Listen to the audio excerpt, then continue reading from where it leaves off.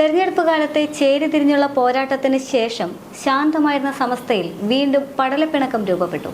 സമസ്തയുടെ ചരിത്രത്തിലെ വിസ്മരിക്കാനാവാത്ത സാന്നിധ്യമായിരുന്ന ഇ.കെ. അബൂബക്കർ മുസ്ലിയാരുടെ അനുസ്മരണ പരിപാടിയെ ചൊല്ലിയാണ് സമസ്തയിൽ വീണ്ടും ചേരിതിരിവ് രൂപപ്പെട്ടത്.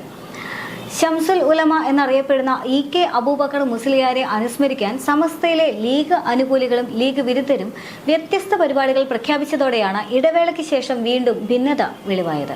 സംഘടനയിലെ മുസ്ലിം ലീഗ് അനുകൂലികൾ നാഷണൽ കോൺഗ്രസും ലീഗ് വിരുദ്ധർ ദേശീയ സെമിനാറുമാണ് സംഘടിപ്പിച്ചത്.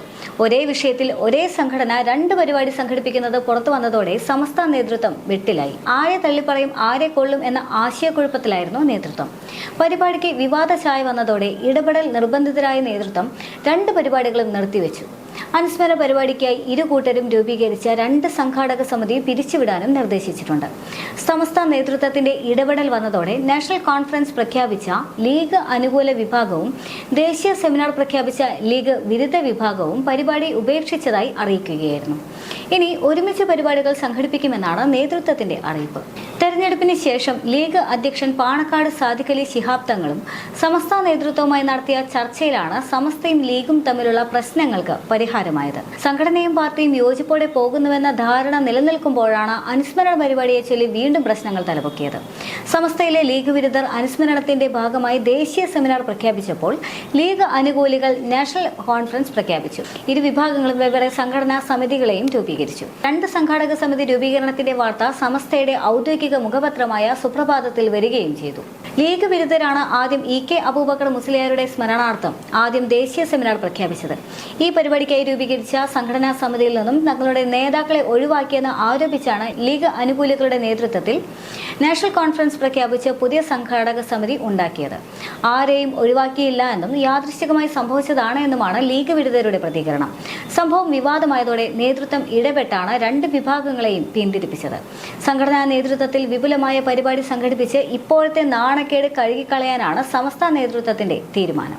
യഥാർത്ഥത്തിൽ ലോക്സഭാ തെരഞ്ഞെടുപ്പ് സമയത്താണ് ലീഗ് സമസ്ത തർക്കം ഏറെ രൂക്ഷമായത്. ലീഗും സമസ്തയും രണ്ട് തട്ടിലാകുന്നു എന്നുവരെ അഭ്യൂഹങ്ങൾ പരന്നിരുന്നു.